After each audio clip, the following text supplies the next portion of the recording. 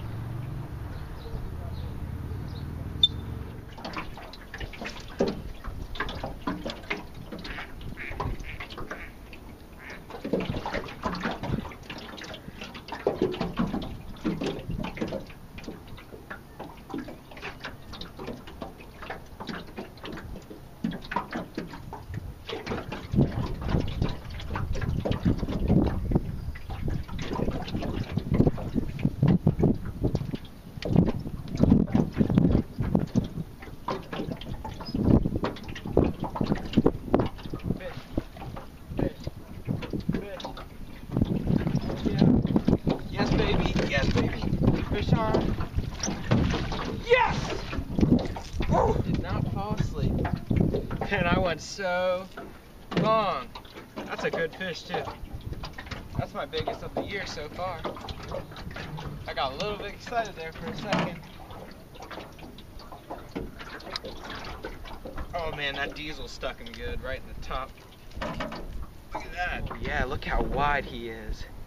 Man, he was shallow. He was probably a foot off the bank. 2 pounds, 2 ounces. Nice fish caught on a, stuck in the net. It's a Bass Pro Shop. It's a little square bill. It's a Texas black shad. And that is a nice way to start off the day. Whoops, well not start off the day. Just a nice fish to start off. I've been fishing for probably 2.5, 3 hours. I'll check them out. It might even be longer than that. That's a good fish. Let's let him go. That's a good one. Alright everyone, just real quick, I just want to explain the overall setup I used, and I'm still going to use to catch these fish today.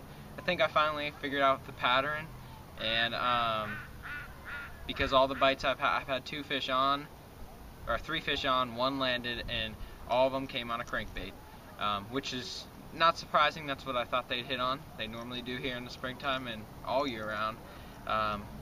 But let me go over the equipment that I'm using to crank today, and I'll just start off with the lure. The lure that I caught the fish on is a Bass Pro Shop Nitro Shallow Square Bill.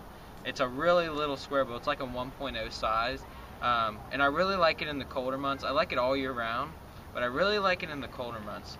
You know, up north, a lot of the times your fish you're going to catch are going to be on smaller baits, just in general. And I really like the 1.0 sizes. Those were probably my favorite, just because it's just a good size for the north. And don't get me wrong, I fish a lot 1.5 sizes and 2.5 sizes, but really that 1.5 size, that's a really good size. You can't beat it, at least for the north. And it's in Texas black color. It's a perfect shad imitator. It's one of my favorite baits when they're feeding on shad, which there's a ton of shad in these lakes. When they're feeding on shad, that's the color I fished. And when this square bill, this color right here, I probably use it 75% of the time. I changed out the hooks to KVD triple grips, and I'm cranking it on 15-pound Seaguar Invisics. Why I'm using 15-pound to crank on is because when that fish, I was bouncing it off of wood, and when I bounce the square bill off of wood, a lot of times that's when the fish hit it. That's when that fish hit it, and it bounces off the wood. It creates this different flash, just a different movement than what the fish is normally seeing when it's watching the crankbait, and that can create the reaction strike that you need. But why I'm using 15-pound is because you're cranking in wood, so if it's a big fish, when that fish turns around, it can get stuck in that wood, and you're going to need that little extra pound test to get those fish out of there and not break off. And another key feature is a Powell Diesel 7-foot medium heavy. Now, why I have a medium heavy is because, again, getting the fish out of the heavy cover. But this is a glass rod, so it's for crankbaits. It has a moderate tip, so it has a really slow tip, if you can see that. It's hard to say, but it has a really slow tip, a really parabolic bend to it, which is good for crankbaits and keeping those fish pinned and not letting them shake off. And for the business end, I got a Revo winch. This is the Generation 3 one. It's the best reel I've ever used to crank. I've been cranking a lot, pretty much all day today, and it doesn't wear you out. It's smooth. It casts really well. I'm just impressed with it. It's my favorite crankbait reel I have, and I'm probably going to get another one for deep diving cranks.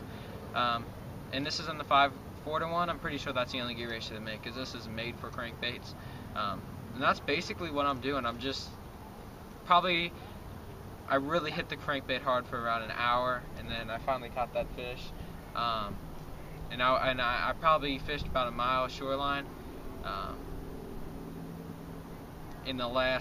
I've been covering some water. I started to cover a lot of water quick. I wasn't slowing down, and I figured the best thing to do is just cover as much water as possible and try to pick off the active fish.